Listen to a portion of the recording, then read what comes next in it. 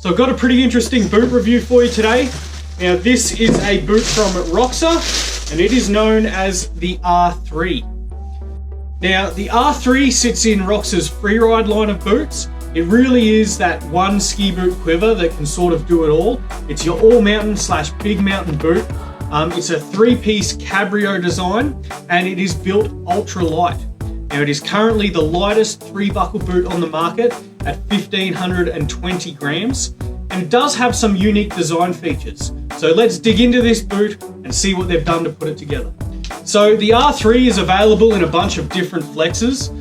For the men's, there is a 100 flex, there is a 110 flex, there's also a 110 Ti with tech inserts, grip walk soles, and an Intuition liner, and also a 130 Ti with all the same features. And for the women, there is an 85 flex known as the Trinity, there's a 95 flex, and there's also a 105 Ti, same thing with the tech inserts, grip walk, and an Intuition liner. Last-wise, on the R3, they are all a 99mm last, but you know, it is a quite generous fit as far as height's concerned. There's a good amount of instep height as well as toe box height. So what really gives that a great balance for a boot that you're going to do some ski touring in is that you get the great hold in width of the forefoot, also good hold and security around the lower leg, but for your stride on the skin track, there's a little bit extra space, so you're getting a bit of freedom in the front of the boot. We have some unique buckles designed on this boot. You can see on the front there is a cable closure system going over the top of the tongue. Then we have your heel retention buckle with a cable coming across the instep to sort of lock your heel back. At the top, an interesting design where it is almost a combination, not almost, it definitely is a combination of a power strap that is fixed onto the cuff and then through a levered buckle to lock it into place. Now looking at some of the other features on this boot, we do have a very solid feeling and very fluid on its spring ski hike mechanism. Now it locks into place really easy and it also releases to get you into hike mode without any effort at all. Looking at the back, you can see there is a flex adjustment toggle. Now if I can get the light right, you'll see the inside part of the toggle is that white tab. Now when we turn that 90 degrees, that's what's going to give you the restriction on the back of the shell and help lock it out for some stiffer flex. Also at the top here, we do have a spoiler, which you can lift up a little bit higher. Now on all 3 of these buckles, they are completely replaceable with screw rivets if anything was to go wrong with them. So the construction of the boot as well is something we can talk about. Depending on which flex model you get will determine what material they've built the boot out of. Now the 100 flex is going to be a PU shell and PU cuff. The 110 is going to be a Greelamid shell and PU cuff. And then the 130 is the lightest, it's a Greelamid cuff and Greelamid shell. The 110 and the 130, I've said before, does come with grip walk soles, but you can replace them for alpine soles. In the boot board in the bottom, we're looking at a hard plastic boot board that is screwed into place. Liar! Stance-wise, you know, it's got quite a bit of a roll on the boot board. It's not a straight ramp, but we're averaging about 4 degrees in the ramp angle.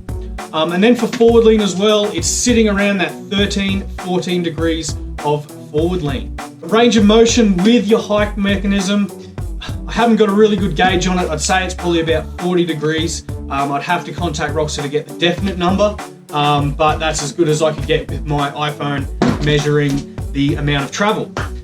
We can look to the liner next. Now, the liner is actually really good. It is a Roxa Intuition collaboration.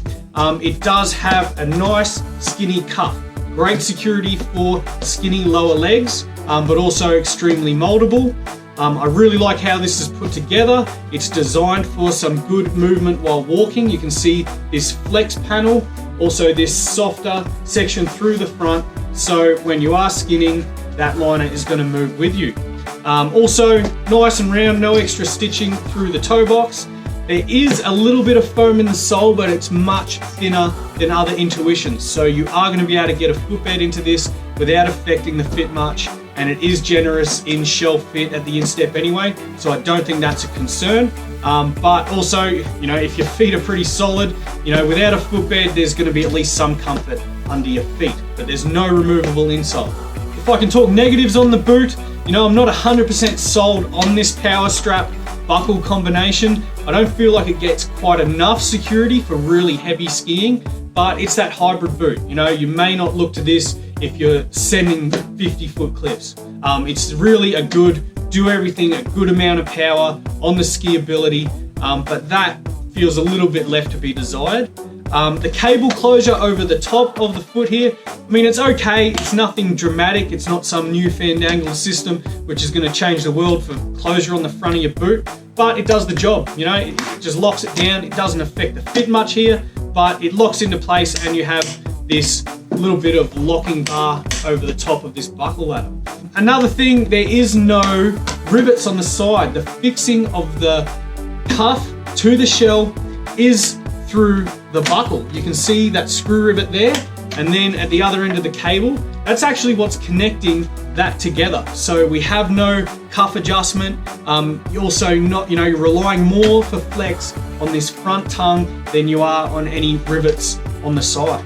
So that's just something of interest as well. I think that's pretty much covered this whole boot. You know, it is a really nice, solid option. In this freeride style of boot, I would have loved to have seen a more rubberized dampening boot board. But other than that, I can't really fault it. It is really light. It still feels solid. Space-wise is really good for that touring, as I mentioned earlier. Got to hand it to them. It's quality. It feels built well. Coming out of Roxa, this is a pretty good option. Moderately stoked. I'm going to give it a rating of 7. Thanks, guys. Catch you in the next review. Right, before I go, I have to throw in an amendment. I actually double-checked the boot board down in there, and it is, in fact, a rubberized boot board. When I first sort of put my hand in, it felt really dense, but upon closer inspection, you know, it is actually rubberized. It is more of that freeride style boot board. So that's a plus. I'm an idiot. I've got to check what I'm doing. I should have taken the screw out and completely removed it. The other plus that I wanted to add to this boot is Roxa always does hit a great price point.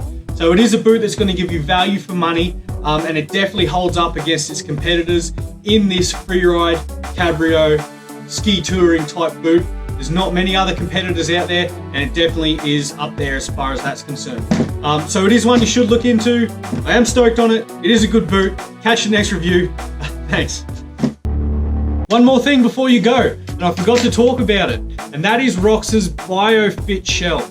Now, what BioFit is exactly like what you've seen with Dalbello's Contour 4, with pre-molded sections on the inside of the shell to give relief to those common trouble spots. So navicular ankle, first met, fifth met. But one thing you should note on this boot, it is the same shell they use on their R3S, which is their 4-buckle downhill alpine oriented boot. So what you can see is there's some markings on the outside for where they'd usually be drilling holes to attach those buckles. Now also on the inside they have that molded section where they're usually putting the T-piece for them screw rivets. So that's something to be considered. You know, you can actually feel it on the inside when you run your finger there. It may be something you might even look to grind if it's given you an issue in that spot. So just something of interest. You know, the BioFit does work well. You can see the shape built in, but you know, that's something maybe you could address further if needed. Again, all right, I'm leaving now. Gone, done, stoked. Rating of 7. Catch you next review. Bye.